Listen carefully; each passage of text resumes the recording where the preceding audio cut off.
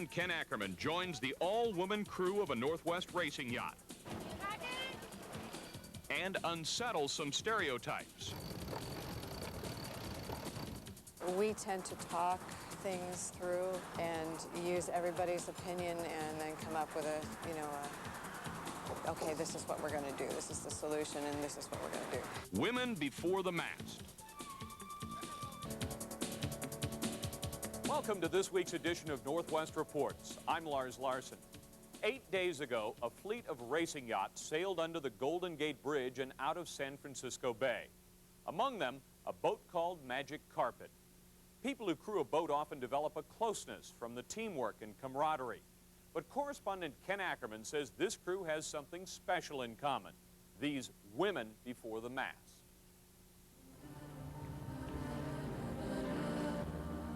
God, great spirit of the wind and sea, help these courageous women keep their power and strength during the coming races.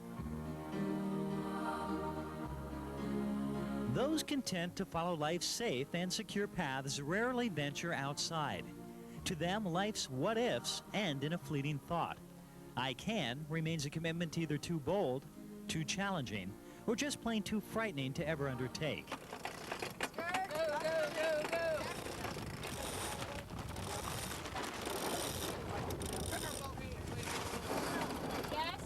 On the far side of life's spectrum lies another breed. With every breath, their lungs fill with adventure, their heart's passion. A philosophy that if life is handed to us just once, then dreams are not reserved for those who sleep. Actually, it started in Hawaii at the end of the Transpacific race last summer. We met a woman in the bathroom at Kaneohe Yacht Club who was still so excited about having done the Transpac. That was the first time they'd had an all-women crew on Transpac. We were still so enthusiastic and pumped up afterwards at one of the parties, and when we were talking to him, it just kind of planted the idea. And her eyes were still really big, and she was so excited and just said it was one of the neatest experiences that she'd ever gone through, and everybody had to try it. And we said, geez, that would be kind of fun. We could do this. She and I kind of turned to each other and said, that'd be fun, but we didn't have a boat, and we weren't sure how we could have access to a boat, so we sort of joked about it. And then Nancy said, would you do this if I got a boat? And I said, of course. Perfect. Nancy kind of put her arm around me and just said, Mark. We asked the owner, Mark McPherson, if he would loan us the boat. And it took him a couple of weeks to decide whether he would or not, but then he decided he would. And we just kind of went from there. Nancy Render knows all the right buttons to push. After all, her husband built the boat she was asking for. Builder Steve Render has skippered the 42-foot Magic Carpet to 3 Pacific Cup victories before he sold it to its current owner. With boat in hand, Nancy still had to assemble an all-female crew for the 2,000-mile race that was just 9 months away. You're going to get in groups of 4. Navigator Becky Hill came on board first. The school teacher is the only other crew member who has ever crossed the Pacific in a sailboat. You get tired. 4 hours on, 4 hours off. The boat does not stop. So it's very hard to keep the intensity going because after a couple of days, you still have 8 days left. And that's a long time, and it's hard to look forward to that. If you can keep living to the end of your watch, your 4 hours, then it's easier, I think, to take it in shorter amounts. The crew begins to take shape. The dangers of this incredible journey don't discourage Karen Burkhart, an accounting assistant for Clark County. You have to have a definite respect for Mother Nature and what the ocean can do. And I have whenever I think about possibly losing my life, it is absolutely the very last thing I want to do. So that's one of the reasons why I work out. It's because I think I definitely need to be on top of things and be in my best physical shape that I can be in. Everybody knows the dangers.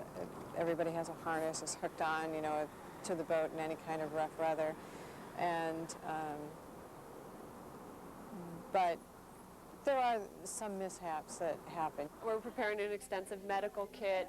We have a manual if we have to stitch somebody up, if we have to set a broken arm, those kind of things. As far as the dangers, everything's dangerous, and this is a risk that we're willing to take. We know it's dangerous, we run the risk of getting hurt, and we run the risk of dying. Help them remain open and caring and strong and powerful. Give them the wind and the courage that they need. protect and watch over them and their wonderful boat, Magic Carpet. 9 women, 9 months of preparation, and 9 days and nights on the ocean. It's goodbye to San Francisco Bay and hello to the sea, the solitude, and an adventure that will likely be told time and time again. A tale of the first women ever to complete the Pacific Cup. A nervous eagerness forms lips into smiles. Only 2 days now before the start of the race. Hey, Mom and Dad, don't worry. We'll do great.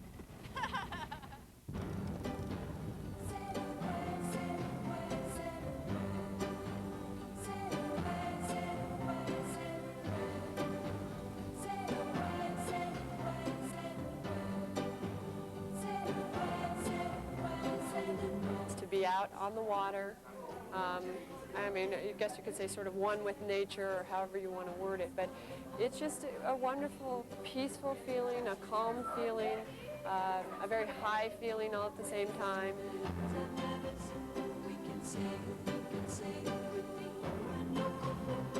You sort of get in tune with the boat and in tune with nature.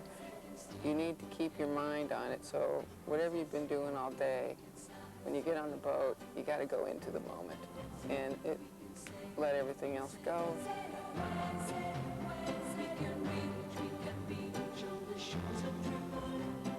You're out there with no one, but all of a sudden that boat becomes your world.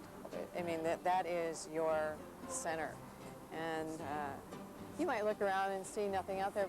The ocean is constantly changing, so there's always something different to look at, and the sky is always different. I guess maybe I've never let myself think about that, you know, I'm 1,200 miles away or 2,000 miles away from land. That aspect has never bothered me.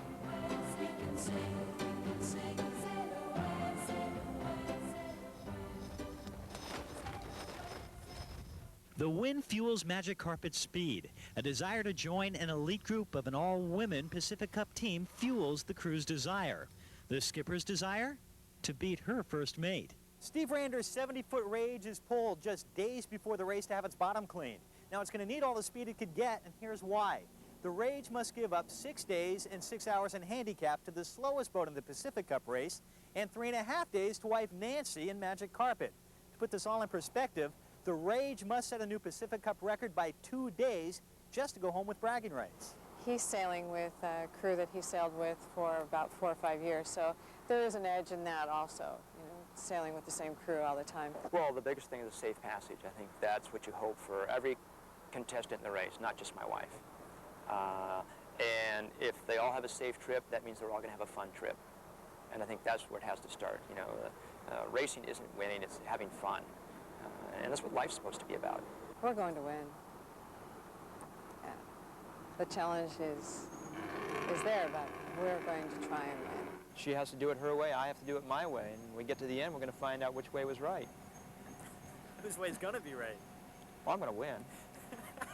Magic Carpet owner Mark McPherson competes against his own boat as a crew member for the Rage. He figures either way, he wins. What happens if they beat you? It won't happen. Can't happen. No way. What if the off chance?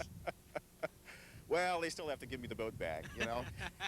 Yes, they are 9 women, but Mother Nature doesn't discriminate. From here on out, they are 9 sailors ready to do battle with the elements. Help them to take care of and support each other and make the boat go fast.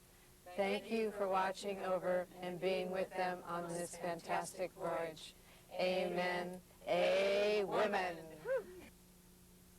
Magic Carpet sailed last Wednesday at 4 o'clock in the afternoon. The race finishes in Hawaii sometime this week.